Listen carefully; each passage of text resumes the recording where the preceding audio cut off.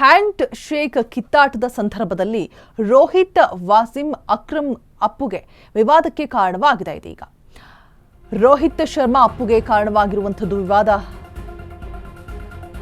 Hand shake ಕಿತ್ತಾಟದ ಸಂದರ್ಭದಲ್ಲಿ ಆಗಿರುವಂತಹ ವಿಚಾರ ಇದೀಗ ವಿವಾದಕ್ಕೆ ಎಡೆ ಮಾಡಿಕೊಡ್ತಾ ಇದೆ. ಭಾರತ ಪಾಕ್ ಹ್ಯಾಂಡ್ ಶೇಕ್ ವಿವಾದದ ಮಧ್ಯೆ ರೋಹಿತ್ ವಿವಾದ ಬೇರೆ. ಹೈ ವೋಲ್ಟೇಜ್ ಮ್ಯಾಚ್ ಬಳಿಕ ಬೌಂಡರಿ ಬಳಿ ಮುಖಾಮುಖಿಯಾಗಿದ್ದಾರೆ.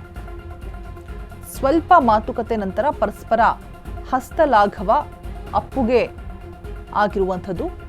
ಪಹಲ್ಗಾಮ್ ದಾಳಿ ಬಳಿಕ ಹ್ಯಾಂಡ್ ಶೇಕ್ನಿಂದ ಭಾರತ ದೂರ ಆಗಿರುತ್ತೆ.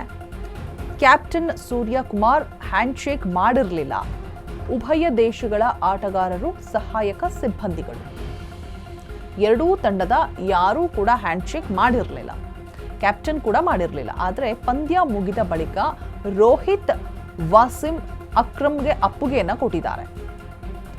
ರೋಹಿತ್ ಶರ್ಮಾ ನಡೆಗೆ ಸೋಷಿಯಲ್ ಮೀಡಿಯಾದಲ್ಲಿ ವ್ಯಾಪಕ ಆಕ್ರೋಶ ವ್ಯಕ್ತವಾಗ್ತಾ ಇದೆ. ಹ್ಯಾಂಡ್ ಶೇಕ್ ಕಿತ್ತಾಟ ಇದೀಗ ವಿವಾದಕ್ಕೆ ಎಡೆ ಮಾಡಿಕೊಡ್ತಾ ಇದೆ. ಭಾರತ ಪಾಕ್ ಹ್ಯಾಂಡ್ ಶೇಕ್ ವಿವಾದದ ಮಧ್ಯೆ ರೋಹಿತ್ ವಿವಾದ ಕೂಡ. ಹೈ ವೋಲ್ಟೇಜ್ ಮ್ಯಾಚ್ ಬಳಿಕ ಬೌಂಡರಿ ಬಳಿ ಮುಖಾಮುಖಿಯಾದಂತಹ ಸಂದರ್ಭದಲ್ಲಿ ಹ್ಯಾಂಡ್ ಶೇಕ್ ಮಾಡಿ ಅಪ್ಪುಗೆಯನ್ನು ಕೊಟ್ಟಿರುವಂಥದ್ದು. ಸೊ ಇದಕ್ಕೆ ನೆಟ್ಟಿಗರು ಆಕ್ರೋಶವನ್ನ ವ್ಯಕ್ತಪಡಿಸ್ತಾ ಇದ್ದಾರೆ. ಬಿಕಾಸ್ ಪಹಲ್ಗಾಮ್ ದಾಳಿಯ ಬಳಿಕ ಹ್ಯಾಂಡ್ ಶೇಕ್ ಆಗಲಿ ಯಾವುದೇ ಅಪ್ಪುಗೆ ಆಗಲಿ ಕೊಡ್ತಾ ಇರಲಿಲ್ಲ. ಕ್ಯಾಪ್ಟನ್ ಸೂರ್ಯಕುಮಾರ್ ಕೂಡ ಹ್ಯಾಂಡ್ ಶೇಕ್ ಮಾಡಿರಲಿಲ್ಲ.